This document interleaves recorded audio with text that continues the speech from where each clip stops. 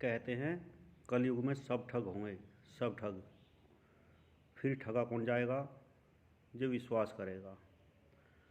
ऐसा ही धोखा एक लड़का अपने उस पिता को, जो बचपन में से कंधे पर बैठाकर हल चलाया करता था, अपनी पत्नी के प्रेम मोह में फंसकर धोखा देने जा रहा था।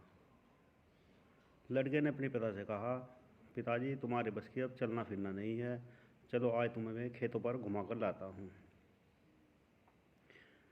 पिताजी ने सोचा कि आज लड़के को क्या हो गया, इसने तो कभी भी नहीं कहा, और वो गाड़ी में बैठाकर अपने पिताजी को खेतों के पास ले गया, जहाँ एक बहुत बड़ी नहर चलती थी। लड़के ने कहा, पिताजी मैं तुम्हें इस नहर में गिरना चाहता हूँ। अब पिताजी को पता चल गया कि लड़का तुम्हें धोखा दे रहा है, लेकिन उसे बदला तो नहीं ले सकता था, लेकिन अपने बचाव का कोई रास्ता ढूंढ लेता है। और बुजुर्ग कहता है, बेटा थोड़ा और आगे चल, अगले घाट पर मुझे तू घेर देना। लड़का कहता है, पिताजी अगले घाट की क्या बात है।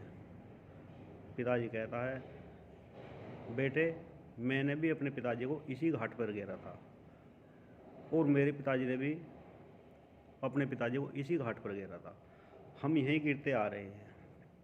लड़का कहता है, पिताजी तो फिर मेरे लड़के भी मुझे इसी घाट पर गिरेंगे। पिताजी कहता है, बेटा ये तो हमारा पहले से ही चला आ रहा है। लड़के का दिमाग बदल जाता है और कहता है, पिताजी मैं इसी रीति को यहीं रोक देता हूँ, और पिताजी से क्षमा मांगकर घर की तरफ चल देता है। उधर पत्नी बड़ी खुश होती है और घर की साफ सफाई करती है कि चलो बुजुर्ग आदमी घर में गंदगी फैलाता था, आज इससे निजात मिल गई। लेकिन देखती है कि उसके पति के साथ उसका ससुर भी बूढ़ा आदमी वापस आ रहा है। घर आने के बाद लड़का थोड़ा टेंशन में होने के कारण फिर उसी साधु के पास चला गया जिसके पास वो शादी से पहले जाता था। गुरुजी ने लड़के को प्रेम पूर्वक बैठाया, लड़के ने दंडवत करके बैठ गया। गुरुजी कहने लगे, भाई तुम पहले तो बहुत आते थे, लेकिन अब तुमने आना बंद कर दिया। लड़का कहने लगा, गुरुजी मेरी पत्नी मुझसे बेइंतहा प्यार करती है और मेरे आने का समय नहीं मिलता, लेकिन आज एक दुविधा में फंस गया हूँ। गुरुजी ने सोचा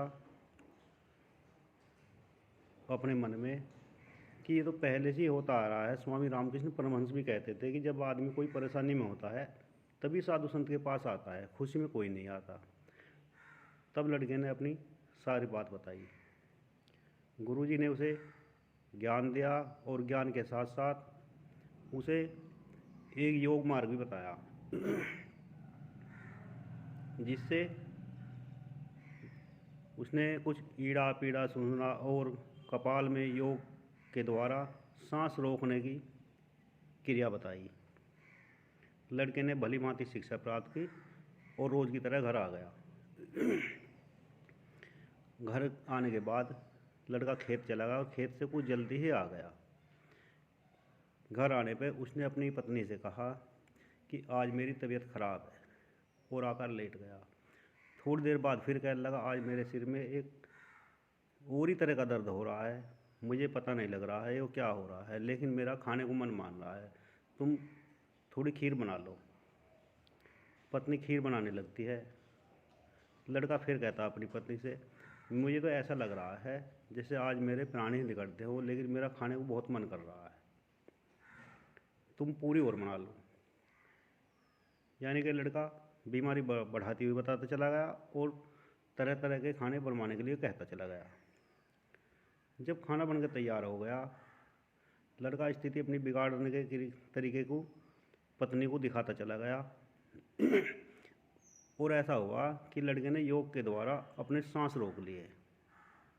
पत्नी ने देखा, तुम्हारा पति तो मर गया है, अब अगर तुमने रोना पीटना शुरू कर दिया तो तुम तो भूखी ही रहोगी 2 दिन तक। उसकी पत्नी फटाफट खाना खाती है और बचा हुआ खाना फ्रिज में रख के उसके पास रोने के लिए आ जाती है। जैसे ही पत्नी उसके पास रोने के लिए आती है, वो तुरंत इतनी स्पीड से, झटके से चारपाई पे से 1 फुट ऊपर उछल जाता है। पत्नी घबरा जाती है कि कहीं ये भूत तो नहीं बन गया। लड़का कहता है, डरो मत, मैं तुम्हारा पति हूँ। यमराज ने मुझे धक्का देकर भगा दिया है और कहा है कि तुम्हारा अभी समय नहीं आया है। लाओ प्यारी, थोड़ा सा खाना लाओ। पति खाना खाता है और साधु की शिक्षा के कारण, साधु के ज्ञान के कारण वो लड़का अपने घर को उसी ड्राइवर के साथ, जैसे कुशल ड्राइवर अपनी कमज़ोर गाड़ी को भी टेढ़े मेढ़े टूटे फूटे रास्ते से लेकर मंजिल तक पार ले जाता है, ऐसे ही उसने गुरु के ज्ञान के द्वारा अपने जीवन की गाड़ी अपने पिता और पत्नी के साथ धीरे धीरे आगे बढ़ा दी।